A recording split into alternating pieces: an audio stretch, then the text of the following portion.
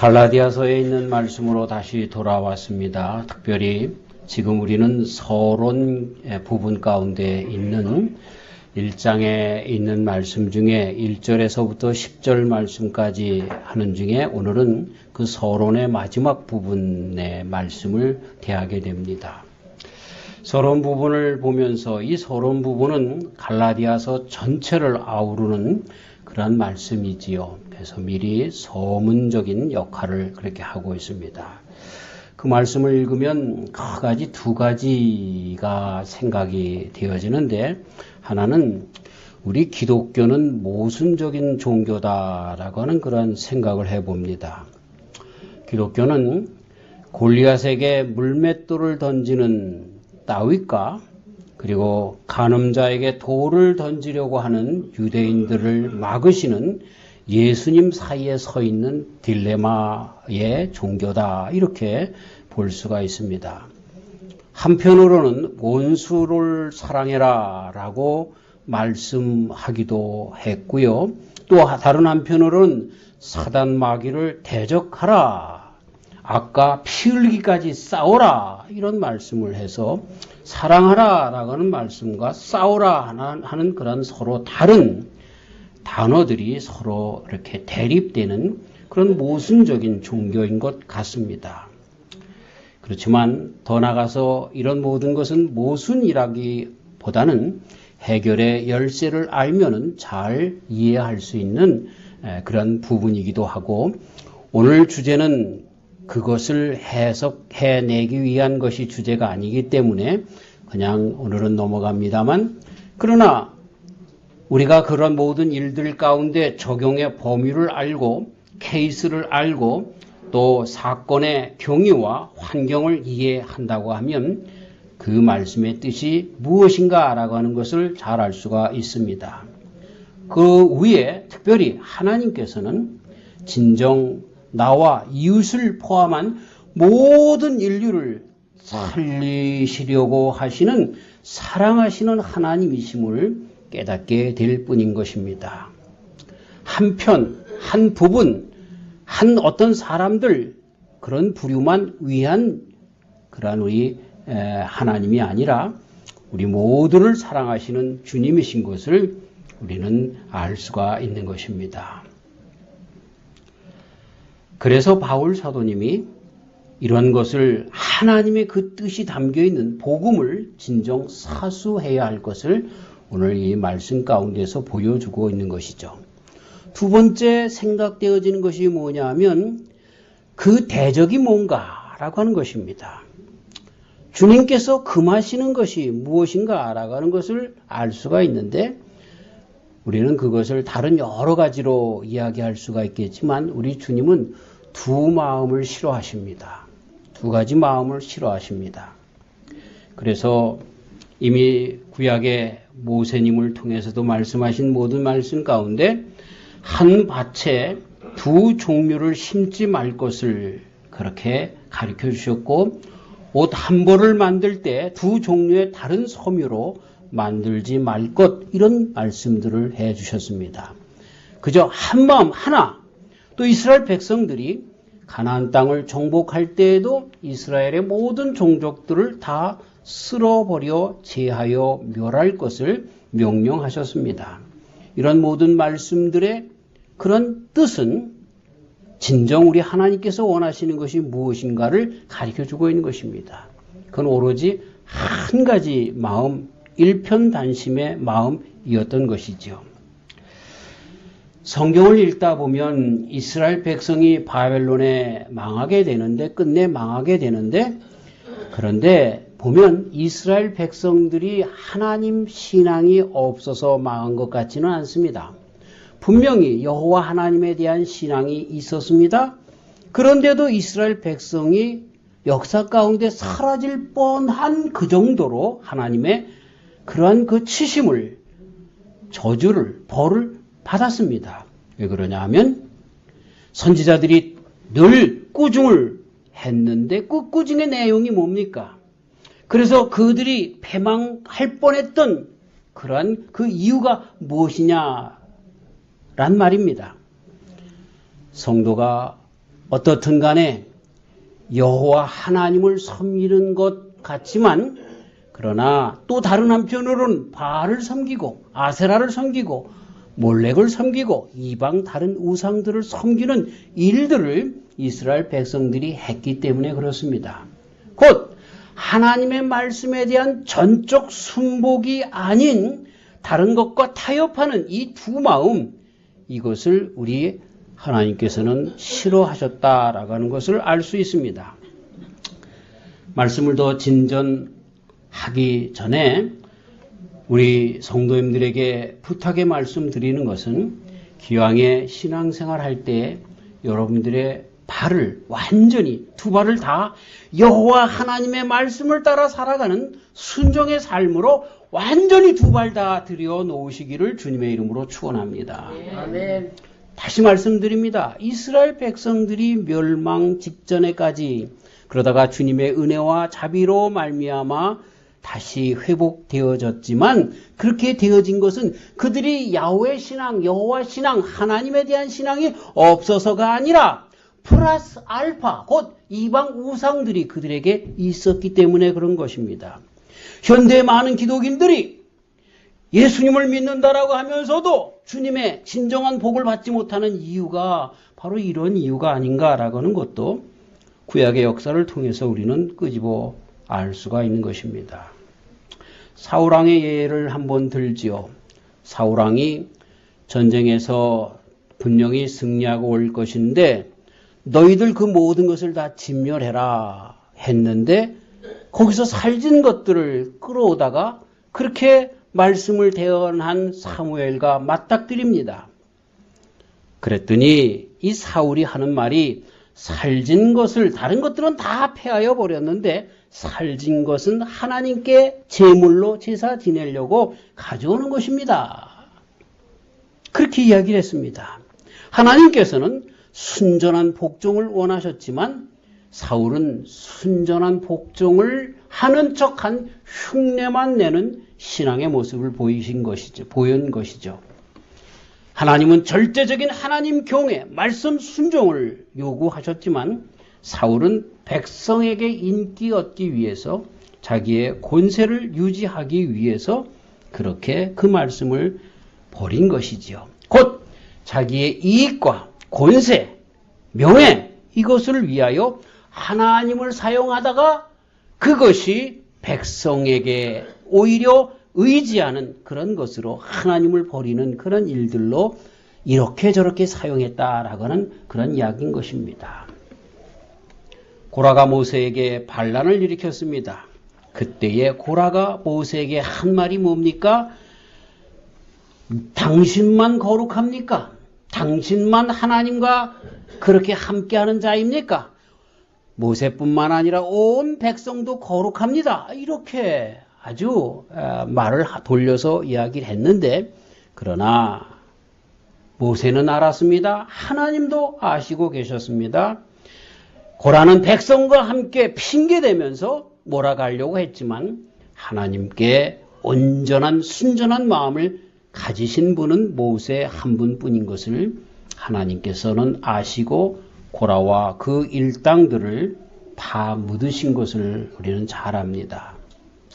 사랑하는 성도 여러분, 우리 삶 가운데 두 마음 품고 그리고 그 두 마음 하나님을 섬기려고 하는 그런 모든 마음 속에 내 이기와 욕심, 권세와 명예 이런 것들을 얻으려고 하는 마음 가운데 주님을 진정 순종하고 따라 나가는 것에 방해되는 그런 모든 것들을 다 저버리시기를 주님의 이름으로 축원합니다. 바로 갈라디아 교회에 이런 문제가 생겼다라고 하는 것이지요. 네. 그래서 유대 율법주의자들이 교회 안에 드디어 생겨지기 시작해서 그들이 이러한 모순적인 그런 일들을 교회에 여기저기에서 꾸며내기 시작했고 그리고 두 마음으로 하나님을 섬기는 척하는 그들의 아주 흉악한 마음, 모습을 드러내기 시작해서 갈라디아 교회가 어려움에 처하게 되었습니다. 이 이유로 인하여 바울 사도님이 바르게 다시 복음으로 진정 세우기 위해서 이 편지를 쓰고 있는 것입니다. 아까 말씀드린 것처럼 사랑하라 라고 하는 것과 싸우라 라고 하는 말씀이 모순적으로 나타난다라고 했는데, 여기에 보면 바울 사도님이 역시 이 유대 율법주의자들과 함께 싸우려고 하는 그런 모습을 보게 되는 것입니다. 정말 우리가 싸워야 할 때는 그 적절한 시기와 그리고 싸워야 할 대상이 분명히 있는 것입니다. 많은 사람들은 자기가 좋아하는 것, 자기가 편애하는 것, 이것 간직하기 위해서 그것이 악이든 아니든 간에 상관없이 그거를 간직하기 위하여 악을 마음껏 행하는 것을 보게 됩니다. 제가 독일에 있을 때 우리 아들 녀석하고 마켓을 들어갔는데 다 계산을 하고 집에 와 보니까 우리 아이가 어디서 나왔는지 초콜릿을 들고 온 거예요. 그러니까는 제가 이제 그 진열대에서 물건들을 이렇게 사서 다 해고 돈을 그렇게 내는데 자기도 먹고 싶은 걸 갖다가 이렇게 했는데 그거를 그 카트에다 집어넣은 것이 아니라 주머니에다 넣은 것이죠. 얘가 뭘 알았겠어요. 그래서 집에 와보니까 그 초콜릿이 있는 거예요. 제가 어떻게 했겠습니까?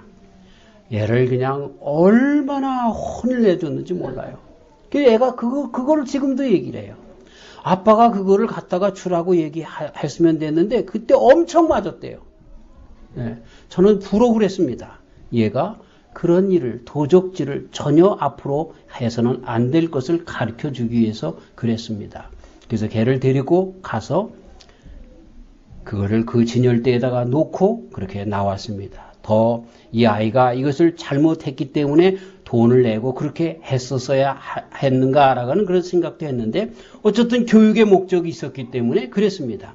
만약에 내가 우리 아들을 오히려 더 생각했다라고 하면 그런 것을 무마시키고 말았을 것입니다. 어떤 집사님이 구역 예배를 드리러 갔는데 그래서 그 아이들과 함께 갔는데 그 옆에 그 집의 아이들하고 같이 게임기 가지고 놀다가 올 때 그 게임기를 주머니에다 넣고 왔습니다. 이건 다분히 그 아이가 의도적으로 훔친 도적의 그 의도가 있었습니다. 그리고 지난 다음에 그 집에서 그 구역 예배를 드린 집에서 이제 문제가 생긴 거예요. 우리 집에서 구역 예배를 드릴 때에 그리고 그 게임기가 없어졌다는 거예요. 그 아이하고 같이 놀았는데. 근데 그 집사님은 집에 가보니까 그 아들이 그걸 훔쳐가지고 왔어요. 그러면 어떻게 했어야 됐습니까? 아이고 집사님 여기 와보니까 우리 아이가 가지고 왔네. 그리고 돌려줘야 그것이 마땅한 것 아닙니까? 근데요. 핏대를 세우면서 우리 아이는 절대로 그런 애가 아니라고. 우리 애가 안 가져갔다고. 이야 참 난 별 사람을 다 봤어요. 별 사람을 다 봤어요. 그 아이가 커서 무엇이 될까 하는 생각을 하면서 정말 마음이 찢어지듯 아팠습니다.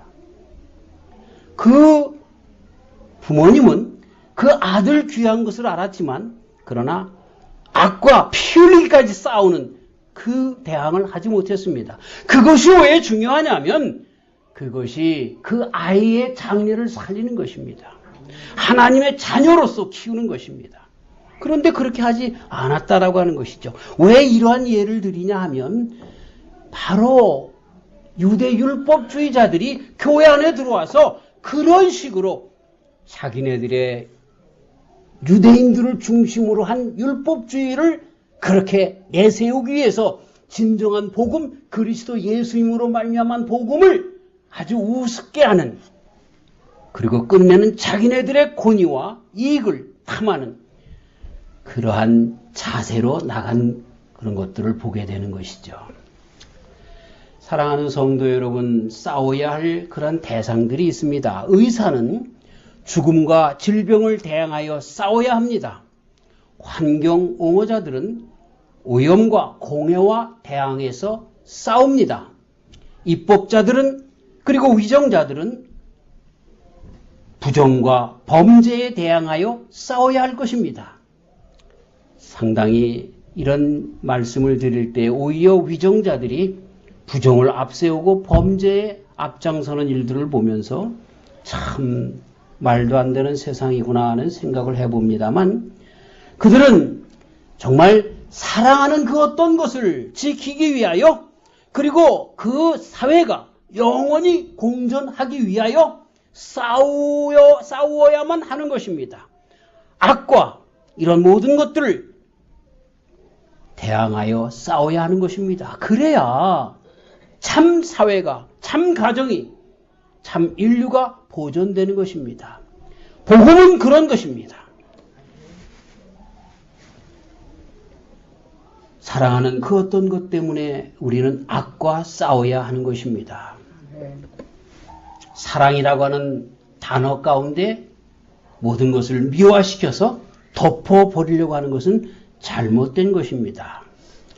여호와를 사랑하는 너희여 악을 미워하라. 시편 기자가 97편 10절에서 그렇게 말씀하십니다. 바울 사도님도 다른 곳 로마서 12장 9절에서 악을 미워하고 선에 속하라고 말씀해주고 있는 것입니다. 바울 사도님은 이렇게 진리를 사랑하며 자신이 그리스도께로 인도했던 사람들을 사랑하기 때문에, 그 갈라디아의 여러 교회들을 사랑했기 때문에 거짓 선생들과 이렇게 싸운 것입니다. 유대주의자들이 어떤 자들입니까? 그 율법주의자들이 왜 그렇게 했습니까? 자신이 전파하는 거짓 복음에 의해서 증명되는 것 아닙니까? 5절에 이미 우리가 살펴본 것처럼 다른 복음을 전했다. 이 다른 복음이라고 하는 것은 그리스도 예수님으로만 구원받는 것이 아니라 할례를 받아야 구원받지, 절기를 지켜야 구원받지, 율법을 지켜야 구원받지 등등의 이런 것들을 예수님으로 말미암은 진정한 구속의 복음에 플러스 알파를 더해서 그것으로 오히려 밀고 나가려고 하는 그들의 이런 잘못된 율법주의입니다. 그런데 왜 그렇게 하고 있냐라고 하는 것을 10절 오늘 봉독한 말씀 가운데 가르쳐주고 있습니다. 그들 사역의 목적은 사람의 기쁨을 구하면서 인기를 얻으려 함이라고 가르쳐주고 있습니다. 마치 예수님께서 마태복음 24장 11절과 23절 4절에서 말씀하시는 것처럼 거짓 선지자들이 나타나서 그들이 백성들을 미혹하고 자신들의 욕심을 채우기 위하여 그런 일들을 한다라고 말씀하신 것처럼 거짓 선지자의 노릇을 교회 안에서도 하고 있는 것이었습니다. 사실 그들은 정말 그렇게 하면서 다른 모든 사람들에게 인기를 얻으려고 하고, 그리고 인기를 얻으려고 하는 그 이유가 무엇입니까? 자기네들이 영광을 오히려 받으려고 하는, 하나님께 드려져야 할 복음의 끝내 그 목적은 우리 모든 인생이 하나님께로 나아가 구원의 자리에 참여하는 것인데, 유대 율법주의자들은 그 인기가 자기들에게 돌아오고, 그리고 다른 사람들이 어떻게 되든, 교회가 어떻게 되든 자기네들만 영광을 받으려고 하는 그러한 마음 때문에 그런 것입니다. 두 마음이지요. 우리 하나님께서 정말로 싫어한 그러한 것을 가지고 있는 사람들이었습니다. 바울 사도님은 하나님의 말씀에 대하여만 온전히 신실함을 가지고 거짓 교훈을 하는 자와 부하내동하지 말라고 이렇게 다시 갈라디아 교회를 세우는 말씀을 해주고 있는 것입니다. 사실 유대주의자들이 겉으로는 정말 번듯하게 구약의 말씀을 중심으로 해서 교회를 세우는 것처럼 이야기하지만 그들이 취하는 그런 모든 것들은 거짓 동기에서부터 출발하고 있다는 것을 증명하고 있는 것입니다. 사랑하는 성도 여러분, 우리가 하나님의 말씀을 들을 때 잘 하기 힘든 말씀 가운데 특별히 어려운 말씀이 뭐냐면 마태복음 5장 48절에 하나님이 거룩하신 것처럼, 하나님이 온전하신 것처럼 너희도 온전하라. 우리가 하나님처럼 온전해야 할 것을 말씀하시는 그것, 그리고 그것이 명령이기 때문에 그래야 된다라고 하는 그런 부분에 있어서는 참 받아들이기 힘든 말씀인 것입니다. 그런데 감리교의 창시자이신 요한웨슬레 선생님은, 요한웨슬레 목사님은 그것을 해석하면서 이렇게 말씀을 하십니다. 우리들 마음 가운데 동기가 순수하다라고 하면 그것이 바로 하나님의 온전 가운데 나가는 하나님과 같이 온전한 것이다.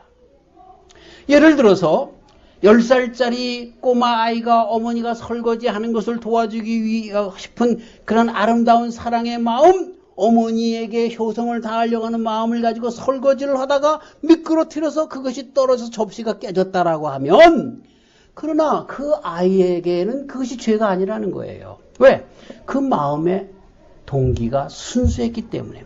우리 인간은 본래 하나님처럼 완전하지, 이 행실로, 우리 육신적인 모든 능력으로 완전하지 못하다라고 하는 거예요. 하지만 우리에게 정말 하나님에게 드리고 싶은 그 마음, 그 순수한 열정, 그 사랑, 그 동기가 온전하다고 하면 하나님께서 그것을 받아주신다는 거예요. 근데 반대로 유대 율법자들은 하나님의 말씀을 지키는 것 같지만 반대로 그들의 마음 가운데 뭐가 있었어요?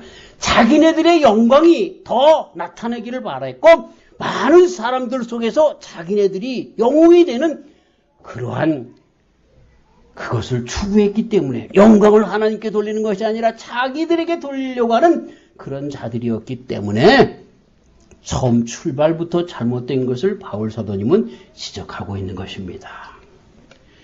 유대 율법자들이 이런 이유에서 바울 사도도 비방합니다. 그는 타협자라고 이야기합니다. 고린도전서 9장 22절에 여러 사람에게 내가 여러 모양이 된 것은 아무쪼록 몇몇 사람들을 구원코자 함이니 라고 말씀하고 있는데, 그렇기 때문에 이 바울 사도님은 아주 비겁한 타협자다, 이렇게 유대 율법자들이 비방하고 자기네들은 그렇지 않다라고 그렇게 이야기하고 있었습니다. 그러나 실제적으로 누가 아첨꾼입니까? 유대주의자들입니다. 왜 그럽니까?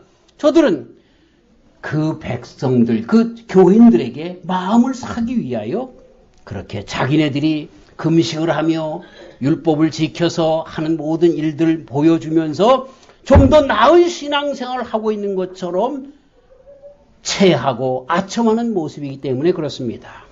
조금 더 우리가 이 말씀을 읽어나가다 보면 유대 율법자들의 그런 모든 진실이 낱낱이 폭로되는데, 4장 17절에 저희가 너희를 대하여 열심내는 것이 좋은 뜻이 아니요 오직 너희를 이간 붙여 너희로 저희를 대하여 열심내게 하려 함이라.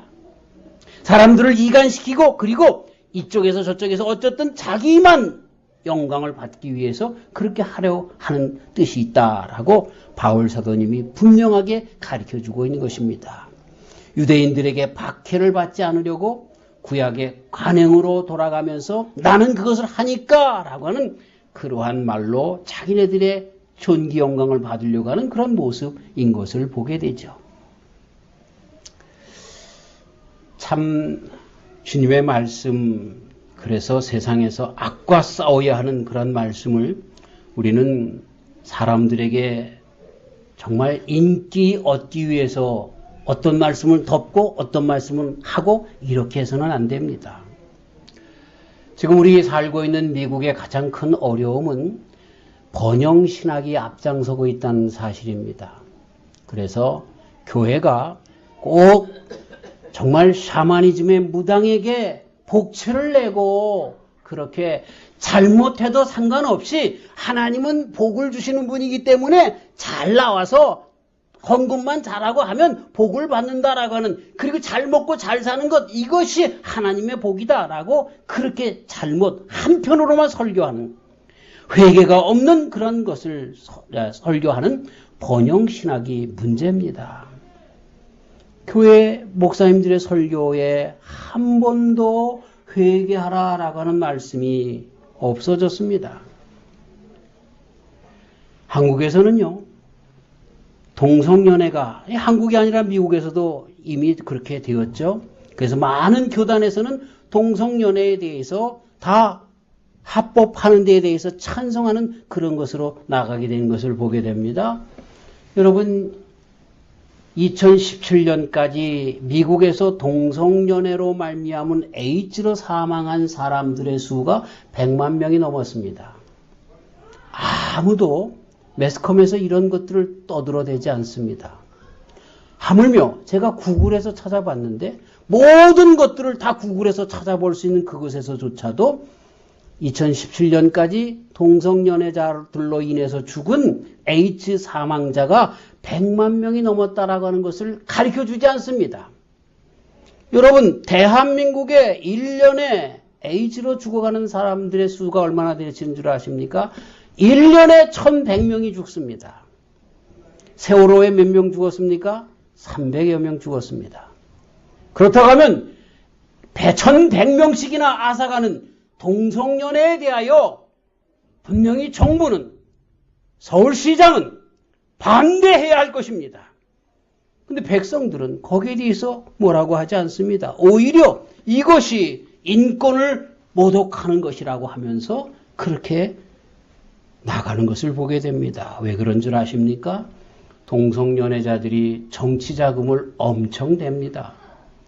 미국에서 동성연애자들이 정치하는 것에 그 정치 헌금이 얼마나 센지 모릅니다. 그것은 인류를 피폐시키는 일입니다.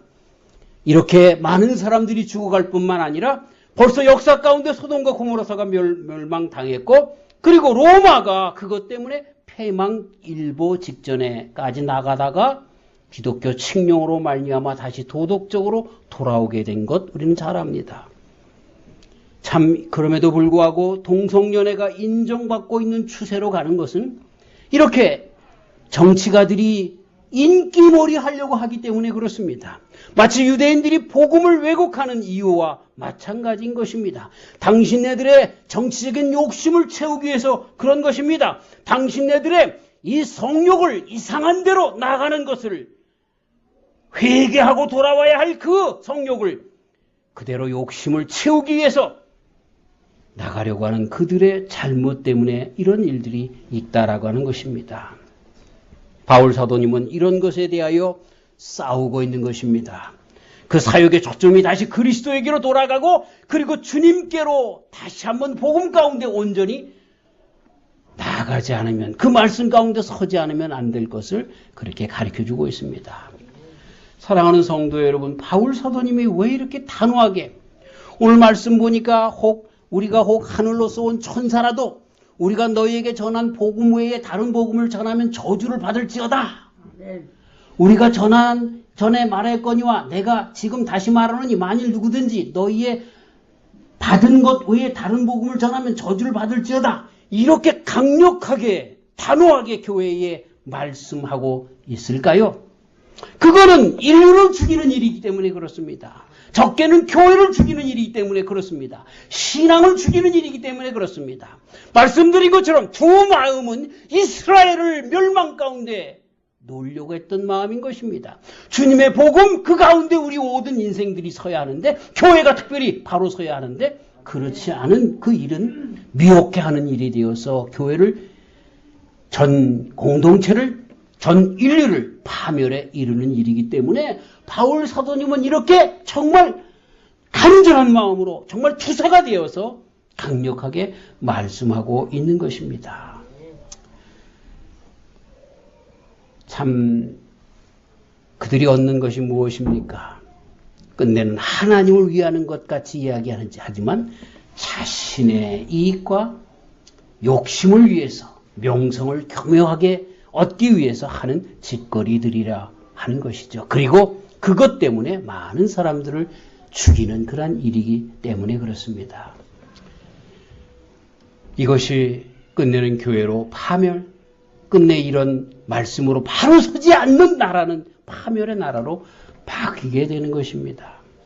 정말로 하나님의 말씀을 대하는 자로서, 설교자로서 작금에 되어지는 모든 교회의 일들과 우리 조국 대한민국과 내가 살고 있는 지금 이 미국 땅이 얼마나 안타까운지 모릅니다. 그러나 우리는 남이 어떻든 간에 주님의 복음에 온전히 서는 귀한 종들로 살아가는 저와 우리 성도님들 되시길 주의 이름으로 축원합니다. 이 말씀의 끝에 바울 사도님은 피할 길을, 그래서 우리 성도들이 나가야 할 길을 또한 제시하고 있습니다. 이제 내가 사람들에게 좋게 하라. 그것은 뭡니까? 유대 율법주의자들의 모습이죠. 하나님을 좋게 하라. 성도들의 모습이 여기 있다 가르쳐주고 있습니다. 너희들에게 기쁨을 구하랴.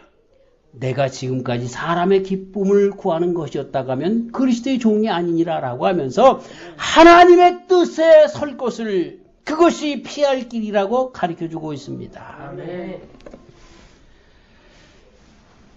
주세페 베르디라고 하는 오페라의 그런 작곡가, 그래서 잔다르크, 맥베스, 니콜레토, 돈 카를로스, 아이다 등등의 세계적으로 유명한 오페라를 쓴 이 주세페 베르디라고 하는 사람이 처음 이탈리아 플로렌스에서 첫 오페라를 공연할 때였었습니다. 정말 많은 군중들이 모였는데 이 베르디의 시선은 단 한 사람에게 꽂혀 있었습니다. 관중들이 그 오페라를 보면서 박수를 치느냐, 열광을 하느냐, 슬퍼하느냐, 정말 저 형편없다고 평가하느냐라고 하는 것에는 아무런 관심이 없었습니다. 한 사람이 어떻게 반응하느냐, 그걸 바라봤습니다. 누구였을까요? 자기 아내였을까요? 자기 아들이었을까요? 아니었습니다. 그때 당시에 위대한 음악가 로시니였습니다. 그가 인정을 해주면 나는 정말 오페라 작곡가로서 바로 선 것이다 라고 그 마음 가운데 알고 있었던 것입니다. 그 안에 있는 청중들이 갈채를 보내느냐 야유를 보내느냐 그것이 문제가 아니라 대가가 인정하느냐, 이것이 베르디에게 가장 큰 관심사였던 것이죠. 바울 사도님의 모습이 이겁니다. 복음을 위하여 고난을 받는다는 것이 그는 어떤 것인가를 알고 우리가 잘 아는 것처럼 그의 고난이 얼마나 엄청난 고난인 것을 이야기하고 있습니다.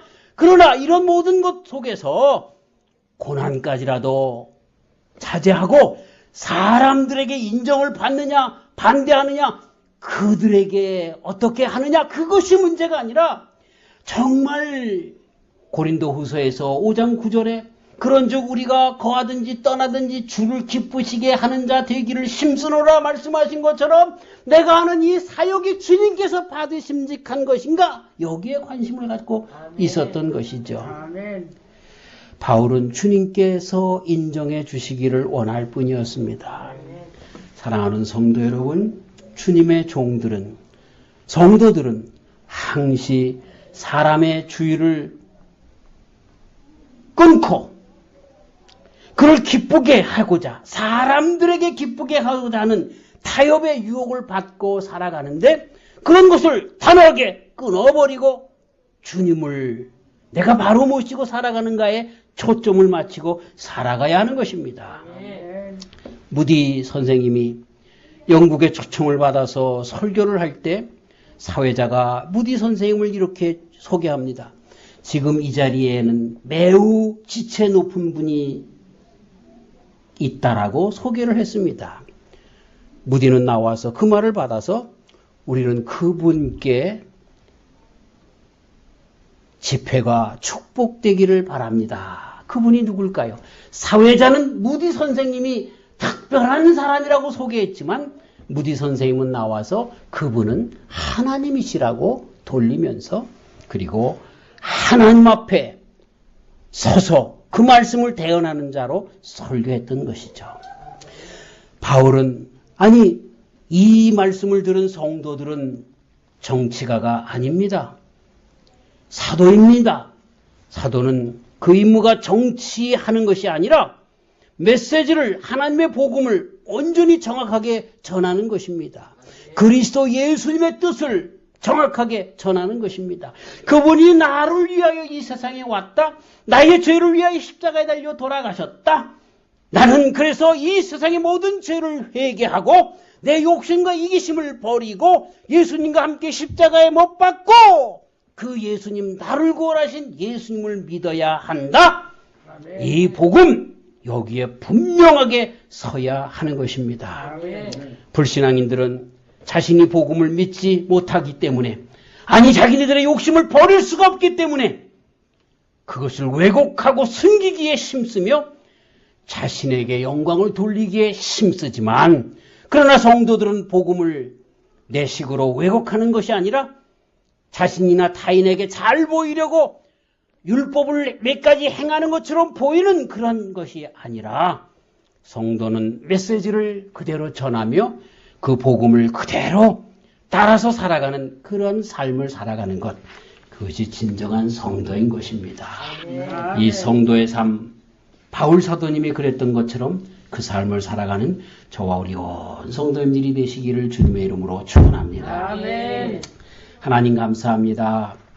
바울 사도님 예수님을 만나고 그리고 바른 신앙이 무엇인지를 깨달아서 그 복음을 정말 세상 모든 것에 전하며 교회를 세워가면서 그렇게 주님의 나라를 만들어가고 있을 즈음에 주님의 복음, 그 쉬운 복음, 그러나 우리를 영생으로 인도하는 복음을 저버리고 아직도 회개하지 못한 유대 율법주의자들이 몇 가지 율법을 행하면서 자신들의 영광과 자신들의 이 모든 교만한 모든 삶 가운데서 나타나는 이익과 이런 것들을 취하며 교회가 어떻게 되든 상관없이 나가려고 하는 그들의 모습을 지향하려고 했는데 바울 사도님은 이것이 바로 교회를 깨뜨리는 것을 알아서 피 흘리기까지 다시 교회를 회복하기 위하여 싸우는 모습을 봅니다.